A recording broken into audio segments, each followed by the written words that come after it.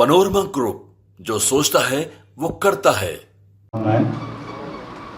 आज press conference बुलाने का मुद्दा ये है कि कल रांची में पार्टी की एक बहुत बड़ा कार्यक्रम था और उसमें रांची में ही इसको नेशनल एग्जीक्यूटिव ये राष्ट्रीय कार्यकारी रखने का एक बड़ा मकसद भी था।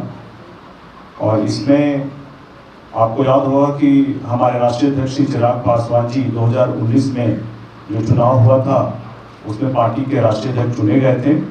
उनका टर्म पूरा हो रहा था, कार्यकाल पूरा हो रहा था। उसके बाद जो अगले 5 सालों के लिए जो चुनाव होना था वो रांची में राष्ट्रीय कार्यकारिणी को रखा गया। इसके अलावा हमारे कुछ प्रस्ताव भी थे जो राष्ट्रीय कार्यकारिणी में देने थे। पिछले कुछ दिनों में जो हमारा स्टैंड रहा है उसको लेकर, बहुत सारे मुद्दों को लेकर के उसको भी रखना था, कार्यकारिणी में उसको पारित करवाना था। आपको बताते हुए हर्ष हो रहा है कि चिराग पासवान जी को राष्ट्रीय कार्यकारिणी ने अगले 5 सालों के लिए सर्वसम्मति से अपना अध्यक्ष चुन लिया है।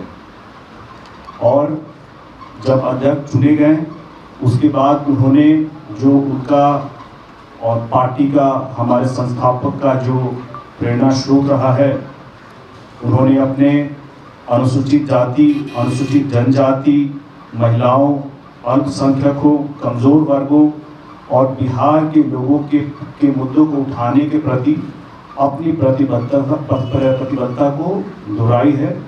और हम लोगों को शपथ भी दिलाया गया है कि इस मामले में हम लोगों को सजग रहना है, ऐसे मुद्दों को उठाते रहना है। इसके अलावा कुछ प्रस्ताव पारित हुए पिछले कुछ दिनों में, जो या तो सुप्रीम कोर्ट का जो डिसीजन था जिस पे पार्टी का स्टैंड रहा, या वक्फ बोर्ड का जो मामला है उस पर जो हम लोगों का स्टैंड रहा है। क्योंकि मैं खुद वक्फ बोर्ड के जेपीसी का मेंबर हूँ, हमारी पहली मीटिंग हुई थी और उस मीटिंग में हम लोगों ने बड़ी ही मजबूती से मुस्लिम समाज की जो चिंताएं हैं, जो उनकी आकांक्षाएं हैं, जो उनकी कुछ कंसर्न्स थे, उसको हम लोगों ने जेपीसी में रखा है, जॉइंट पार्लियामेंट्री कमेटी में रखा है। और हम लोगों ने ये भी कहा है कि जो भी संबंधित पक्ष हैं उनको बुलाया जाए, उनसे बात की जाए, उनके विचारों को सुना जाए और उनकी जो भी चिंताएं हैं उसको लेकर के उसको एड्रेस किया जाए। इसके अलावा मैं वेलफेयर ऑफ SC/ST कमेटी का भी मेंबर हूँ और उसमें जो अभी जहानाबाद में और मुजफ्फरपुर में घटनाएं हुई थी उसको हम लोगों ने उठाया। इसके अलावा जो लैटरल एंट्री वाला जो मामला था जिसपे आरक्षण के प्रावधानों का आगे से ध्यान रखा जाए, इस मामले को उठाया गया है और उस पर एक अलग से कमेटी भी अपनी तरफ से जांच करेगी और ये सुनिश्चित करेगी कि आगे से कोई भी सरकारी नियुक्तियां होगी उसमें आरक्षण के प्रावधानों का ध्यान रखा जाएगा।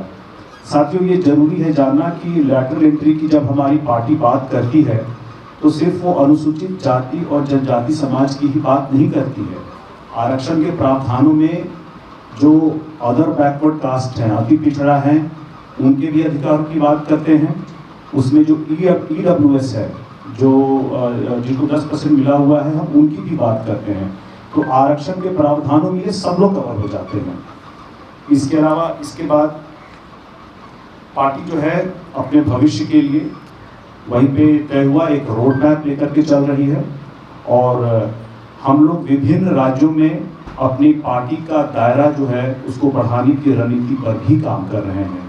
ऐसे में पार्टी जो अभी आगामी आने वाले चुनाव हैं अलग अलग राज्यों में, उसको लेकर के भी हम लोग उसमें अपनी भागीदारी रखना चाहते हैं।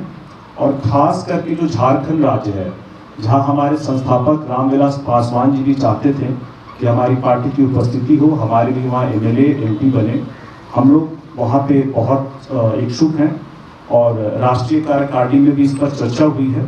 और चर्चा होने के बाद वहाँ के जो प्रदेश अध्यक्ष हैं उनको ये अधिकार दे दिया गया है कि आप ये सुनिश्चित करें कि पार्टी झारखंड में जो चुनाव है गठबंधन के अंदर लड़ेगी या फिर गठबंधन के बाहर लड़ेगी या अकेले लड़ेगी, इन सब बातों पे चर्चा हुई है।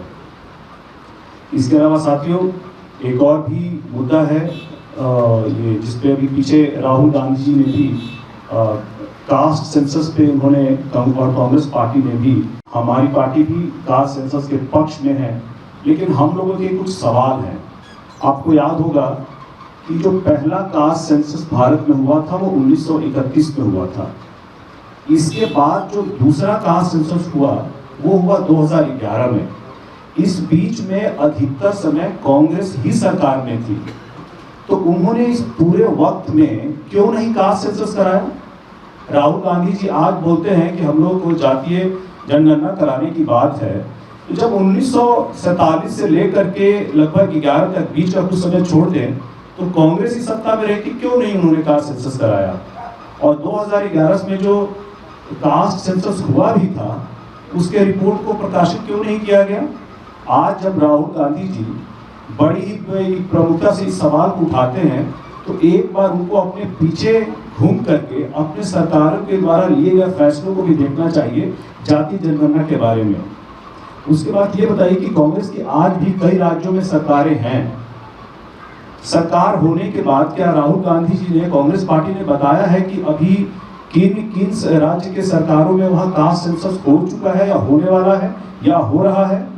इस मामले में जब बात उनके ऊपर आती है, उनके सरकारों के ऊपर आती है, तो उसका कोई जवाब नहीं होता है, कब चुप्पी साध देते हैं। हमारी पार्टी का मानना है कि कांग्रेस पार्टी जो है वो अनुसूचित जाति और जनजाति को एक वोट बैंक के तौर पे इस्तेमाल करती है, और वो खास करके तब ऐसा करती है जब उसको दिख रहा होता है कि चुनाव आ रहे होते हैं। जैसे अभी हरियाणा में चुनाव है, झारखंड में चुनाव है, अलग अलग राज्यों में चुनाव है, तब खासकर करती है और इस मुद्दे को उठाती है, और उठा करके जब ये मुद्दा एक बार खत्म हो जाएगा फिर वापस ठंडे बस्ते में डाल देगी। ये जब शुरू हुआ था पार्लियामेंट तभी हमने देखा था कि उन्होंने एक दलित को ये उम्मीदवार बनाया था स्पीकर के लिए, के सुरेश जी को, लेकिन एक बार चुनाव खत्म हो गया उसके बाद से मामला दब गया, इसके बाद से कहीं आगे बढ़ाने की कोई बात नहीं हो रही है। तो ये सब मुद्दे थे जिसपे आप लोग को अपडेट करना था, और मुझे यकीन है आप लोगों को भी कुछ सवाल होंगे, इसमें हम लोग बात कर लेते हैं। पनोरमा ग्रुप, जो सोचता है वो करता है। अगर ये वीडियो पसंद आई और वह बिहार के राजनीति और बिहारियत से सरोकार रखेनी तो सब्सक्राइब बटन दबा के चैनल के सब्सक्राइब कर ली। ओजे एगो घंटी बा, ओकरा बटन दबा देला से कुल सटीक और मारक खबर रुआ मुफ्त में मिल जाई। अगर रुआ पत्रकारिता के हमनी के नया प्रयोग में सहयोग कर चाहतानी तो ज्वाइन बटन दबा दी। पेटीएम नंबर नोट कर ली 9386816700। धन्यवाद।